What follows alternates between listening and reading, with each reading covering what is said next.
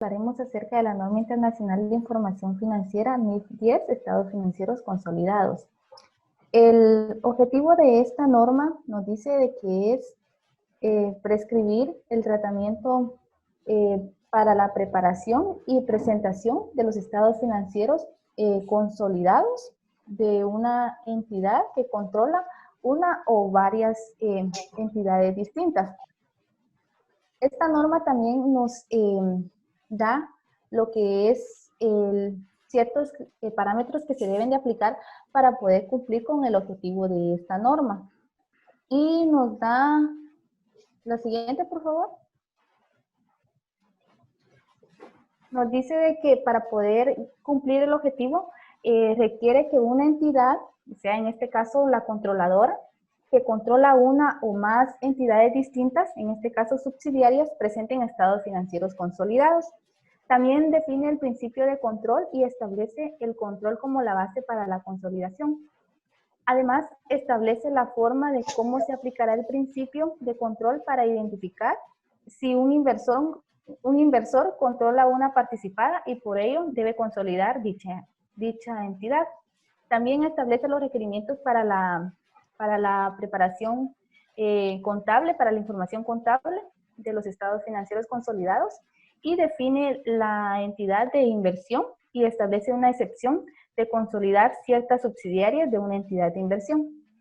En cuanto al alcance de esta norma, nos dice de que será aplicable a una entidad que sea que presente estados financieros consolidados, excepto a una entidad que es una controladora y no necesita presentar estados financieros si cumple con las siguientes condiciones. Una es de que sus instrumentos de deuda o capital no los coticen, no los negocien, perdón, en un mercado público, quiere decir en una bolsa de valores, y también si no registra sus estados financieros ni está en proceso de hacerlo en una comisión de valores u otra organización reguladora.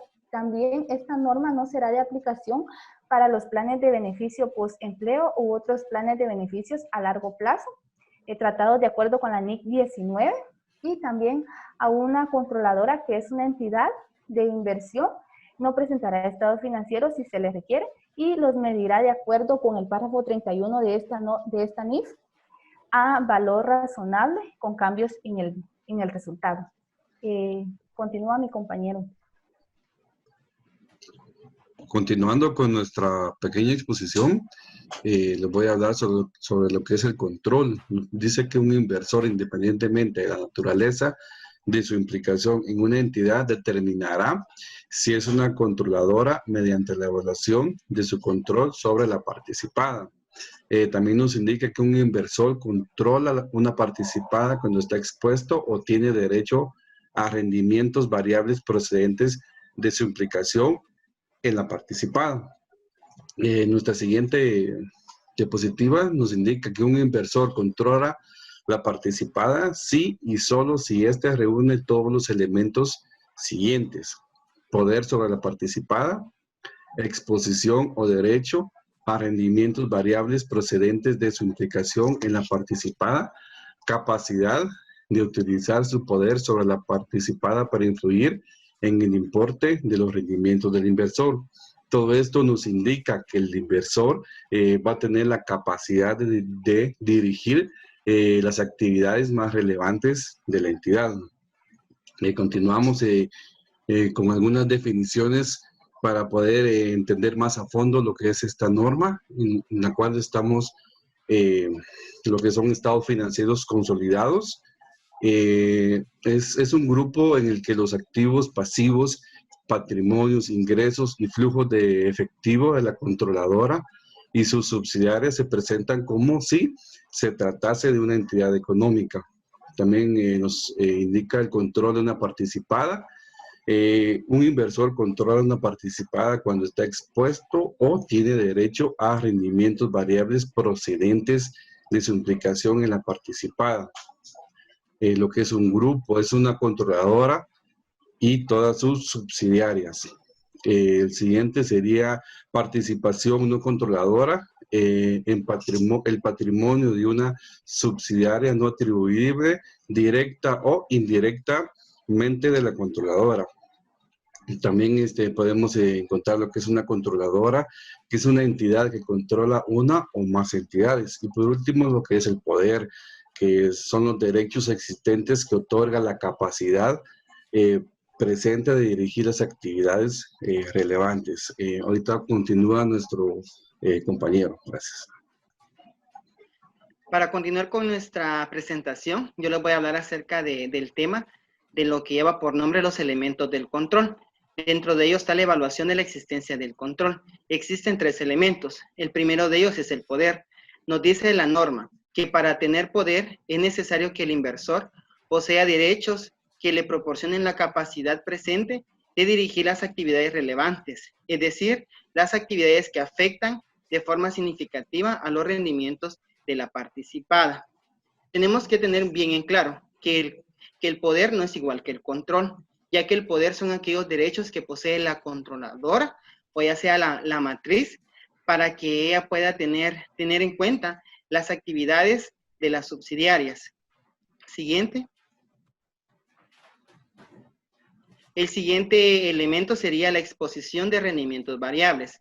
En la norma lo encontramos como rendimientos, y nos dice la norma que es el inversor que tiene que estar expuesto a o tener derecho sobre los retornos variables de su involucración en la participada. Los retornos pueden ser positivos o negativos, o ambos, y no están limitados a los retornos habituales, derivados de la tendencia de las acciones. Por ejemplo, están los dividendos, la remuneración y el rendimiento que no está al alcance de otros. Siguiente. Y por último tenemos la vinculación entre el poder y el rendimiento, que para esto se va a considerar la capacidad de utilizar su poder sobre la participada para influir en el importe de los rendimientos del inversor. Por ello, un inversor con derechos de toma de decisiones determinará si es un principal o un agente. Siguiente.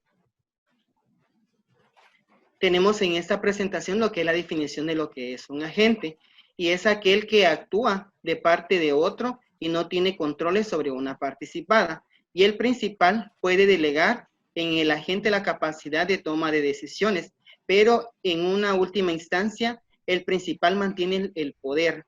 Los términos de cada acuerdo son importantes y deben ser evaluados.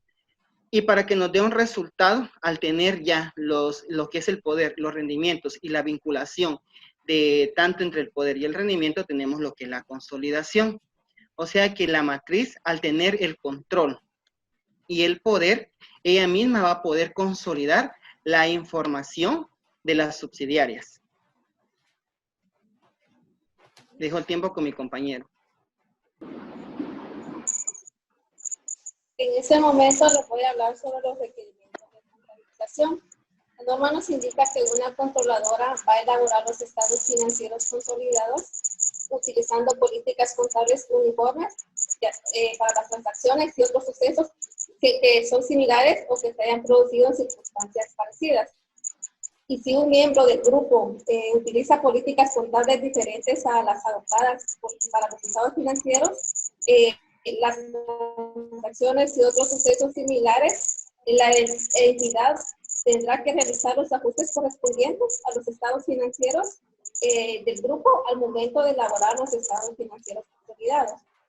También la norma nos indica que debe incluir los ingresos y gastos de una subsidiaria en los estados financieros consolidados desde la fecha en que se obtenga el control hasta la fecha en que esté dicho control sobre la subsidiaria. También la norma nos indica, como dijo el compañero, que la entidad debe tener poder y control para poder influir en el rendimiento de la compañía subsidiaria. Este poder puede surgir a partir de controlar la mayoría de las acciones que se encuentran en la alta gerencia. Siguiente. Participaciones no controladoras.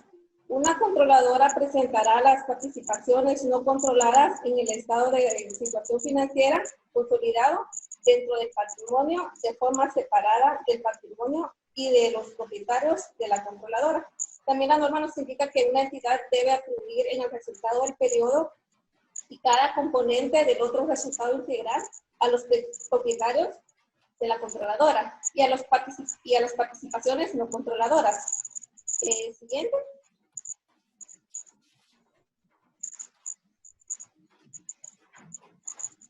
La pérdida de control. Cuando una entidad controladora pierde el control de una subsidiaria, esta deberá, la norma nos indica que esta deberá de dar de baja en cuentas los activos y pasivos de la entidad que ha dejado de ser subsidiaria del estado de situación financiera. Y también lo que hará, tendrá que reconocer cualquier inversión conservada en la antigua subsidiaria y posteriormente contabilizar dicha inversión y los importes adeudos con la antigua subsidiaria. Y también lo que tendrá que realizar es reconocer lo que es la ganancia o pérdida asociada con la pérdida de control atribuido a la anterior participación, lo que es la controladora, como se especifica en el párrafo B98 de dicha norma. Continúan, compañeros.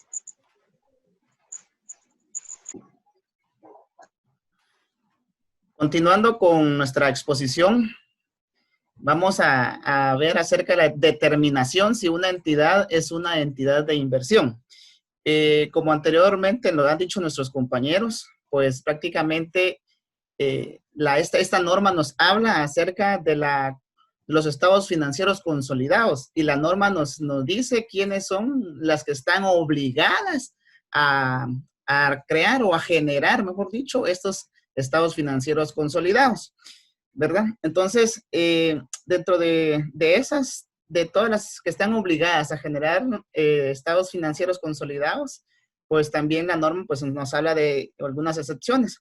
Y tal de ellas es la entidad de inversión. Por eso vamos a leer ahorita acerca de lo que es la entidad de inversión.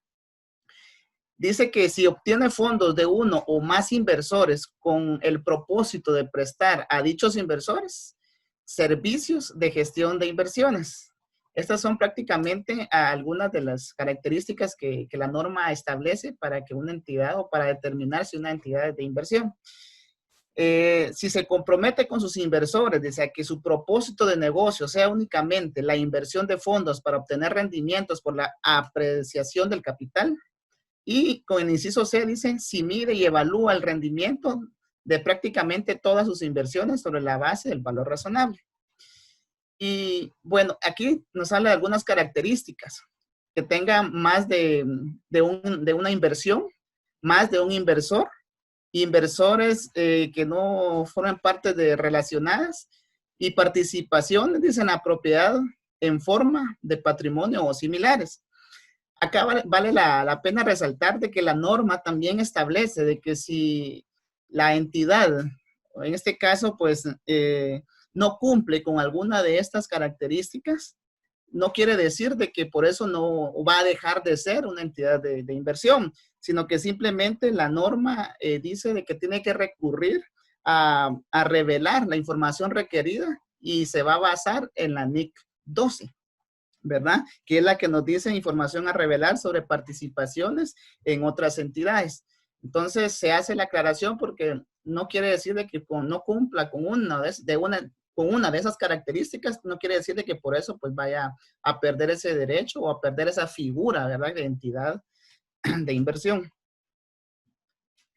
Entidades de inversión es excepción a la consolidación. Una entidad de inversión no consolidará sus subsidiarias cuando obtenga el control de otra entidad. Dice que una controladora de una entidad de inversión consolidará todas las entidades que controla, incluyendo la controladora a través de una subsidiaria que sea una entidad de inversión. Entonces, esto es prácticamente la exposición de esta norma y le agradecemos por la atención.